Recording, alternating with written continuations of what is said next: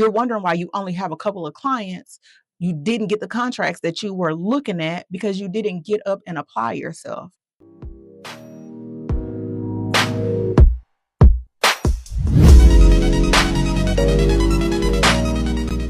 Welcome back to AuthentiKly La'Tonia. I am La'Tonia, and this is a space where we are peeling off labels from the past. We are peeling those labels off, and we are stepping into a future that is defined by purpose. Today,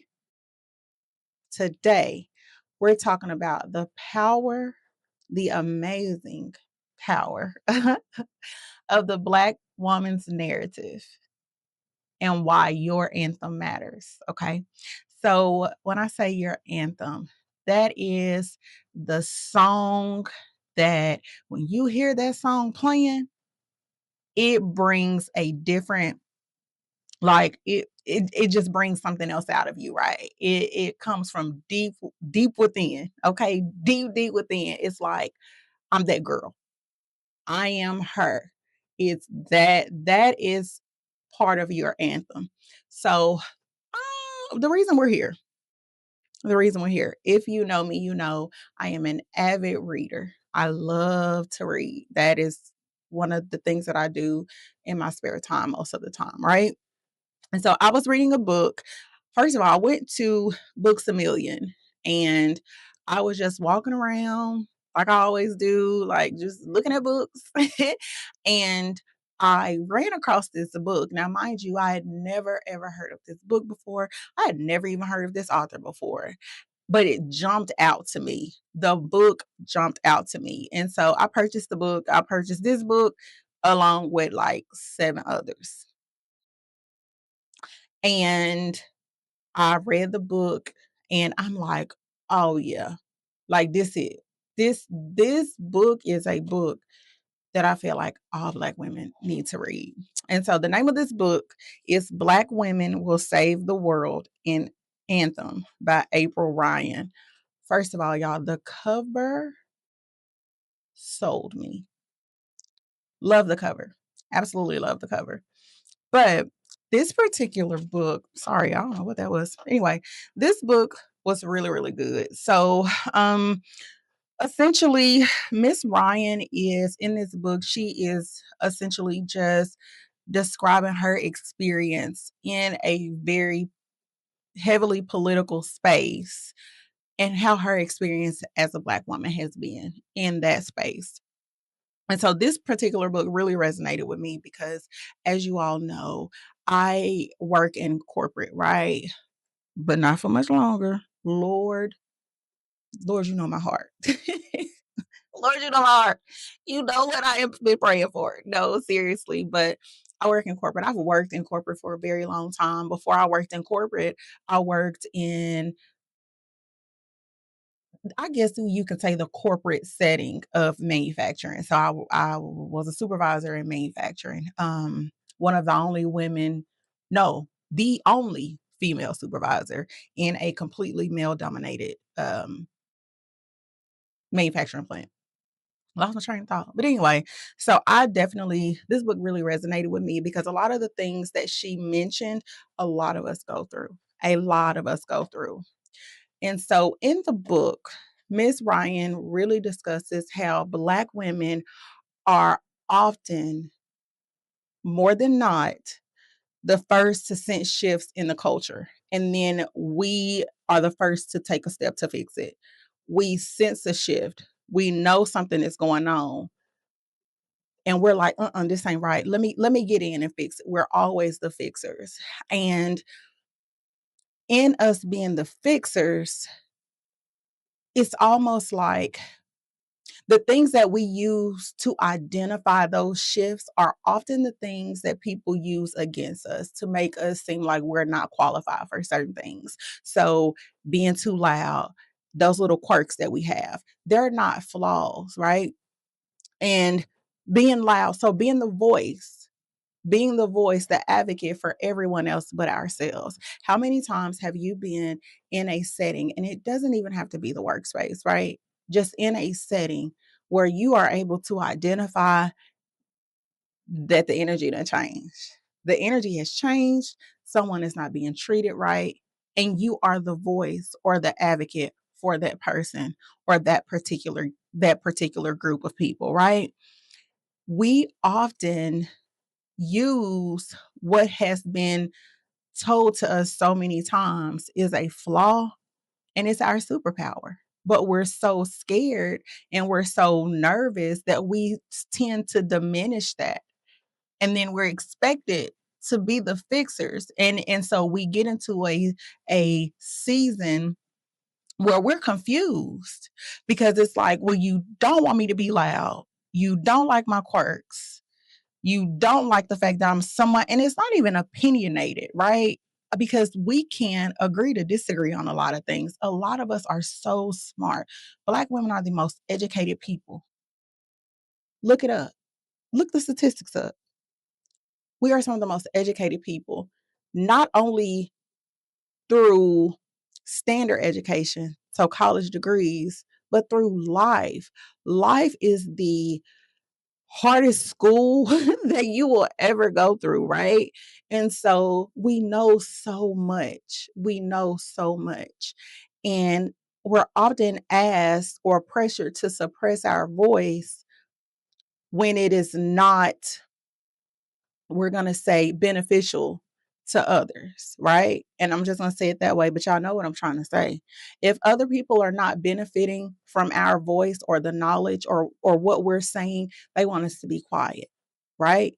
But then when something is going on, they want us to open our mouths and advocate. That's when they want us to say something. That's when they're expecting us to step up. Well, that's not fair, right? It's not fair for you, for us, or for the other people involved, right? It's like, wait a minute now, I could have, this shift, this change could have been avoided had you allowed me to fully be who I am. Because a lot of times, and I've seen this so many times, I've been involved in this. There are a group, there could be 3 or 4 of us working in a corporate setting, right? And by 3 or 4 of us, 3 or 4 Black women, I'm just gonna keep it real, right? And everyone has been suppressed so long. Stop speaking up, stop being so loud, all of those things. And then there's that one, and I'm gonna tell you, I'm typically that one. I'm gonna open my mouth and say something, right? And so, what if I didn't? Right? What are you that person? If you're that person, what if you didn't open your mouth and advocate for people? How would the environment be? How would the environment be? So that quirk, keep being loud. It's okay. It's okay. It's a superpower because you're able to identify stuff that other people can't see or they're scared to acknowledge. So they'll brush it under the rug. And that only makes things even worse, right? That only makes things even worse. So another thing that I wanted to hit on in this book is, this is such a sore topic for me. This is probably going to be controversial. Y'all going to be in my email and DMs. You know what, Lord? Just know the Lord is still working on me. And we'll leave it that way. The strong Black woman label. Let me tell y'all something. I don't like for people to call me a strong Black woman. I'm going to be honest. I don't like that because typically when people say that, it's not a compliment. They're saying no matter what is thrown at you, no matter how bad you're treated, no matter how much you're disrespected, you are to suppress how you feel and keep pushing through. I don't like that. I don't like that. It was also that entire label is so derogatory to me. Every time someone calls me a strong Black woman, I'm going to be real with y'all. What I see is myself back in the day. And when I say back in the day, like I travel back to slavery. And I see myself as a black slave, a Black woman. Now, mind you, we'll just keep it honest here. I'm dark complected, so I was going to be outside picking cotton. They weren't going to let me in the house. It is what it is. But anyway, that's how I see myself. I see myself in that field, watching my kids that I'm able to keep because they didn't take them from me. They, whatever. I'm watching them pick cotton and they're little and they're struggling and they're hot and they just want to be kids and they're probably hungry. And then I'm watching my husband be beat and his manhood taken away from him and our other families be pulled apart, and I'm expected and I have to carry that weight. At the end of the day, when we go back to our little shack, I'm the one that does everything that I can to make everybody smile, right? To make this hell that we're living in create a little bit of happiness, a little bit of peace, right? Every single time I'm called a strong Black woman, that is immediately what I see. It's immediately what I see. Why can't people just say, I love the way that you're able to work through things and still maintain your integrity and still stick with your boundaries to ensure that you are happy and that you are not stressed? Why can't we say that? Please, please. Like, we are so often the saviors. We are always the saviors, but we are the least protected. We are the least protected in everything. People will see the way that we're being treated, and instead of advocating for us and protecting us, they overlook it because of that strong Black woman label. They say, oh, she can handle it. Oh, she can handle it. No, actually, after this, I'm going to go home and cry. I'm about to get in my car and cry, and I've done several things to you in my head. I've actually planned a lot of stuff out in my head, but I know that God would be so mad at me if I went through it. God would be so mad with me if I went through with a lot of the stuff that I think. So many times, and I'm sure you guys can relate to this. There are so many things that I want to say, but I don't because I know God gonna be mad at me if I say it. That's what saves people. That's what's saving a lot of y'all. The fact that I know that God is gonna be mad at me, He's not gonna be pleased with me, keeps me from doing a lot of stuff. That's it. If you want to save the world, like she discusses in this book, Black women saving the world is not Black women diminishing themselves and allowing themselves to be beat up and stomped on and overlooked and not protected. It's you saving yourself first. You cannot save everybody else. You can't. You can't pour from an empty cup, right? You have to make yourself a priority. I'll say this. I love my kids to death. I have 3 kids. I told you guys about my daughter last episode, but I have 2 boys. I have a boy that's about to be 16. By the time this video hits, he'll be 16. Um, I can honestly say I make myself a priority. And here's why. If I am not okay, me, with me, happy with me, putting myself first, I am not being the best mother that I can be to my children. It's impossible to be, right? Because I have a sense of neglect in me. I'm not full, right? I have to feel me. We can't expect other people to fill us up. We can't expect other people to fill holes in us, right? And so if I have a serious sense of lack within me, I'm not happy, it's absolutely impossible for me to be the best mother to my kids, right? Kids can see right through the little facade y'all be trying to put up. They be knowing. Sign up, leave that man. Leave that man. Them kids know you're not happy. They don't want you to be, they don't want y'all standing together for them. You're not standing together for them. It's actually making things much worse for them. They're going to be much happier when y'all break up. That's a rabbit hole moment. We'll talk about that later. But make yourself a priority. You have to save yourself. You absolutely have to save yourself. Okay. The third thing that I got from this amazing book is let's use resilience as a strategy. We don't just survive, we innovate through the struggle. So think about this. So I'll use now, right? So we are in the middle of an ice storm, snowstorm, ice. I'm calling it snowmageddon. I live in Arkansas. We are not equipped for this type of weather. We're just not. I'm struggling, y'all. Like, even as someone who I like being in the house, but I also like going to the store sometimes. I want to walk through Walmart.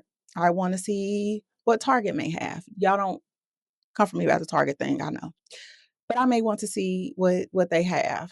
Um, but I'm stuck, right? I'm struggling because when I went to prepare for this storm, y'all bought all the bread. Why? Anyway, y'all bought all the bread. So I'm like, Jesus Christ, I'm struggling. Like, I cook breakfast. My kids want some sandwiches. Like, what I need to do? I don't have no bread. I want to cook these kids some hamburgers. What I did was, okay, girl, let's be innovative. Okay. A lot of times we have everything that we need. We just need to apply ourselves. So what I did was I noticed, oh, wait a minute. I have some flour. I have some yeast. I have some eggs. Look up how to make some bread and make some bread for your family. And I'll never buy a loaf of bread again from the store. I was struggling because I didn't have any bread. And I know that sounds so minute, but it ties into you have what you need. Why are you settling for the easy route instead of doing something or learning a skill that can sustain you for, we can say forever, for your lifetime, right? There's a lot going on in this world. Eggs are $27 a dozen. I'm exaggerating a little bit on the amount, but eggs are high. Milk is crazy through the roof. And I don't even drink regular milk. Like, I drink almond milk and it's still high. I can save a lot of money by making my own bread, making some biscuits. We have the tools. We have to be innovative, right? Things are not always going to be given to us. Things are not always going to be accessible. The reality of it is nothing is ever given to us. We are having to fight for everything. We're having to fight for a piece of peace. Just sit with that for a minute. We are having to sit with a piece of peace, right? And so let's think about that. Another thing in terms of innovating through the struggle, it's hard to walk into a space and know that you are not wanted there, right? It's hard to walk into a space. When I say innovate through the struggle, I really want you guys to just return to the source. Ask God, why am I here? Trust that God has you in situations for a reason. That has recently happened to me. Being somewhere and you're doing everything you're doing is everything that you can, right? You're pouring, but it's a struggle. It's a struggle. You are literally having to push through, having to make yourself do something, make yourself show up. It's not that you don't support the overarching theme or the mission or that's not it. The environment is not right for you. How do you push through that? How do you navigate through that? I found myself praying like, okay, God, what do I need to do to continue showing up in who you want me to be, fulfill the purpose that you created me for, although I know that being in this environment is a struggle. And I'm going to tell y'all what God told me. God told me to mind your business, drink your water, and shut your mouth. And I'm going to keep it real. I don't speak anymore unless I'm spoken to. If what is being discussed at the table is this has nothing to do with me. If it's not something that I am directly responsible for, I'm not saying anything. Dig a little deeper. If I don't know something about something, why am I being expected to open my mouth if I don't know? I never speak on anything if I don't know about it.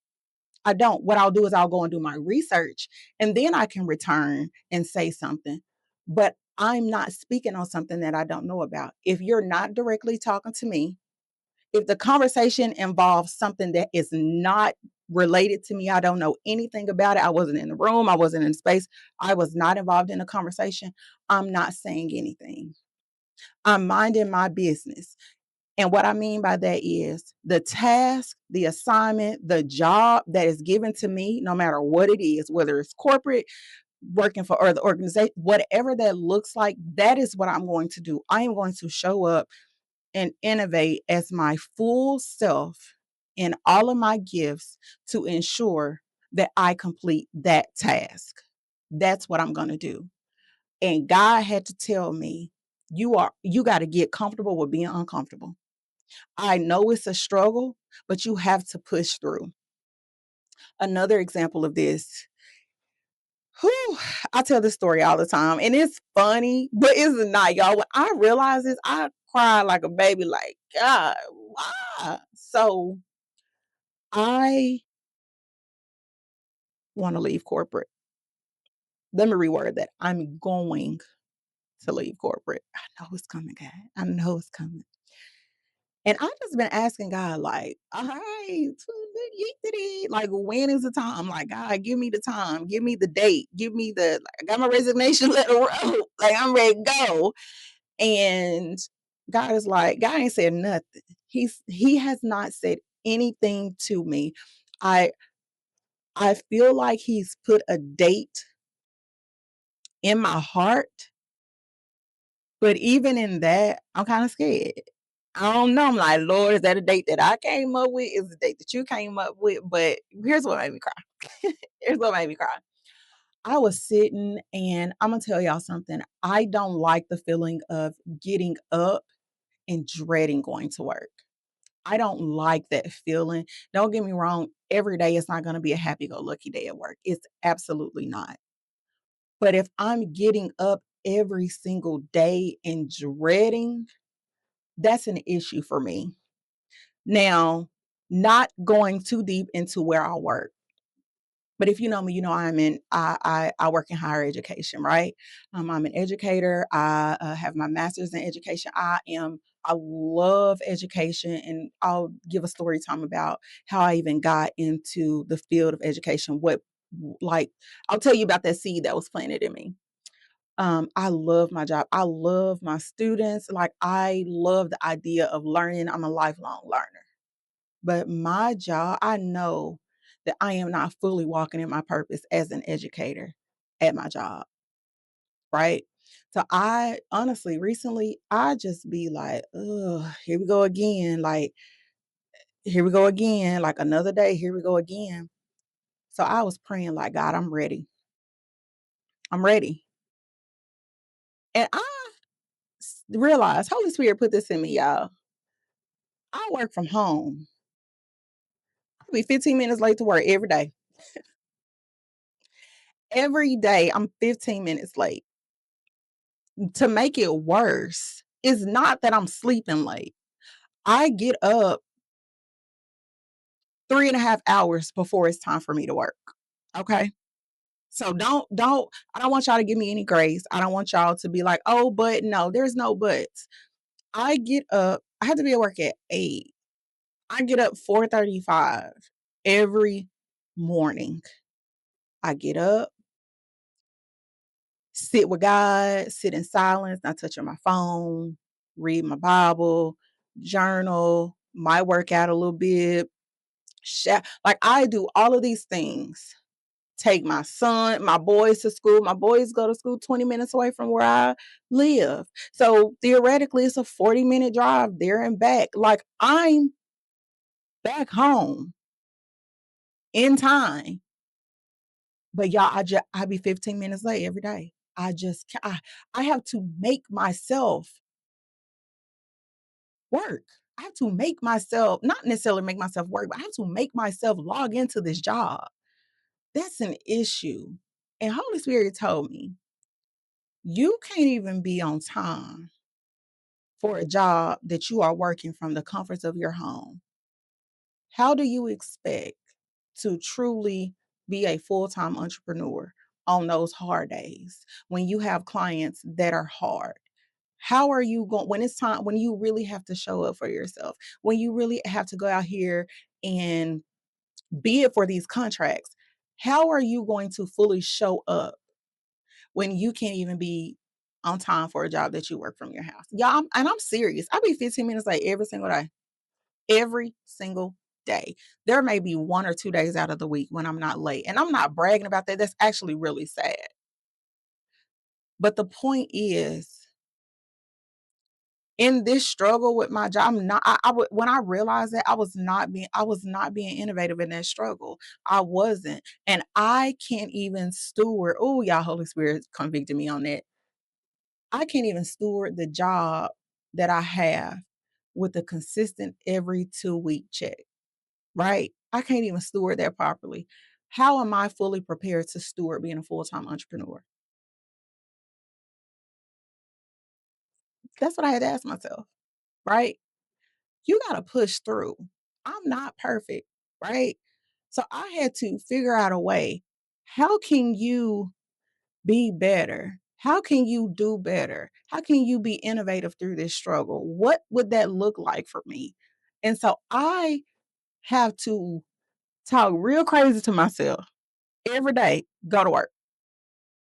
Like, go to work, sit down. This is what you have to do right now. You have to show God that you appreciate what you have. You have to show God that in this struggle that you are having, and I know some people are like, girl, it's people who don't even have a job and you complaining about the one you got. I'm not complaining about the job that I have.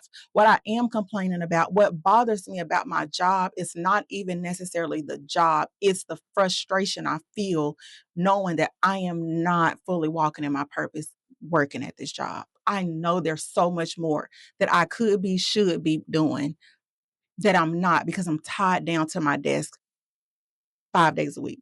Right. And so I had to sit with that realization and I have to tell myself every day, sit down, do your job. This is this is not your permanent home.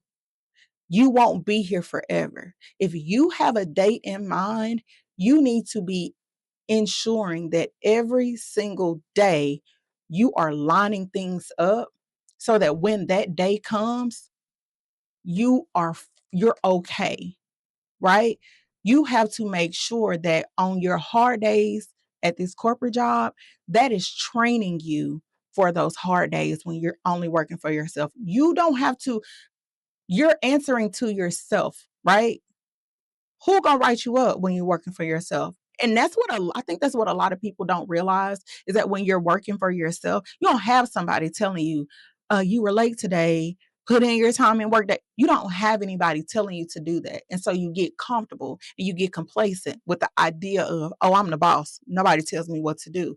Okay, yeah, you're the boss and you've been sleeping in for the past 4 days and you don't have any clients and you haven't done any promo, you haven't done anything, and then you're wondering why for the next 2 weeks you don't have anything to do. You're wondering why you only have a couple of clients. You didn't get the contracts that you were looking at because you didn't get up and apply yourself, right? We're not announcing anything. Apply yourself and take action. Right? Be innovative through the struggles. And that's exactly where I am right now. It's just pushing through the struggle. And so overall, this book really, really, really, really helped me a lot. It just opened my eyes to so much. And it also allowed me to see, I was able to see myself in the women that she discussed in this book because she knows so many other amazing Black women, right? And so she had conversations with them and she interviewed them and put their stories in this book, right? To see what that looks like for them. And I felt really good to be able to see myself in every single one of these women, not necessarily what they do, but the struggles that they face, knowing that my feelings are valid. right? My feelings of feeling suppressed and being told my nails are too long, I'm too loud, my lashes are too long, I'm covered in tattoos, guys. Like, I got to a point where because I've had people who want me to cover up, like in terms of my tattoos. No, my tattoos are a part of me. I've had people who want me to cut my nails shorter. No, I'm not. I'm gonna keep wearing them long. Excel me, please. Like, I get to a point that when I walk in spaces, I want people to see who they will be working with. I want people to see who's going to be getting stuff done for them. I almost cussed. I've been working on it. But I want them to see, right? Because when I go and do these bids or these interviews or these pictures or whatever, if I'm covered up on the first day of me going into a meeting to meet with the team, me being covered up is not normal for me. And when I say covered up, I'm not saying that I be out here naked. What I'm saying is I always have my arms out. I just like having my arms out. Like, even before I had tattoos, I liked having my arms out. I've always worn my nails long. So I don't want to go into an interview with long sleeves on and a jacket, my nails short, and then in 2 weeks when I show up to the job site for this meeting, you see me with my long nails and my arms out, and you see all my tattoos, because now you're going to be like, where is the person that I interview? And I know that sounds crazy, because we should be more like, we shouldn't care about what people see when they look at us. No, I want you to know. Yes, I have tattoos. Yes, I have long nails, but my work speaks for itself. You can ask about me, right? And that also kind of brings me back. Yeah, I'm gonna go down some rabbit holes, but that makes me think about a couple things. I love to be underestimated. I think that's probably one of my superpowers, because when I walk into spaces, I don't talk much. I talk a lot to the people who I'm comfortable with. So typically, I'm always quiet. And so people take that as a sign of weakness. But what you don't realize is I'm probably the most observant person ever in a room. I read the room, and I need y'all to learn how to read the room. I read the room. I know who clicking up. I know who the friends are. I know who is after this meeting. I know who gonna call who and talk about who. Like, I am able to see that when we're discussing issues. I can see on whose face who feels like who is responsible for the issue. I can see that. I can see it. I observe. You can never feel like you were able to get over me, because I'm so calculating, right? And so my work speaks for itself. That's what it is. My work speaks for itself. So I want you guys, out of all of this, what I want you to do, number one, I really want you guys, if you can, go buy this book. Again, I got it from Books A Million. I paid $18.99 for it. I paid $20 for it. As my mentor always says, y'all spent $22 at McDonald's yesterday. So you can save a couple dollars and go buy this book. It's really, really good, y'all. I'll probably read this book again, because I take notes. I took some notes when I read it. But I just want you guys, out of all things, homework assignment. Number one, what is your anthem? Sit with this question. What is your anthem? What is that song or songs that you hear that really like do it for you? Like, and I'm not saying make you want to go out and party. Not them songs. Not songs that make you want to go out and do something that doesn't align with who you are. What are those songs that make you feel empowered, that give you that courage, like, oh yeah, I'm really her? What are those songs? So I want you to write those down. And then so when you write the songs, I want you to leave some space, okay, between each one. And then I want you to write, what is it about that song that makes you feel that way? Okay. So many times we just like a song because of the beat. No. Listen to the lyrics. What is it about the lyrics in that song that just bring it out of you? Okay. The second thing that I want you to do is list those spaces or environments where you feel like you are being suppressed or you feel like you're not being protected, and figure out what you can do to change that narrative. Even if that's something where you do it for yourself, even if you have to go buy something, go buy a ring or something, where when you are in those environments and you don't feel protected, fiddle with that ring to remind yourself, I'm safe, I'm good, I belong here, right? Sometimes we just need those small things to kind of bring us back down, okay? Again, I appreciate y'all so much for being here. This was our second recording. We doing this. I'm here for a long time. Not a short time, a long time. I'm here for a long time. Again, if you like this video, hit like, subscribe, leave me a message, shoot me an email, shoot me a DM. Let's talk about it. If you have a topic that you want me to discuss, let me know too. I'm new to this, but I'm true to this. So let me know what you want to talk about, okay? I'll leave y'all with this, as I always do. Mind your business, drink your water, heavy, very heavy on minding your business.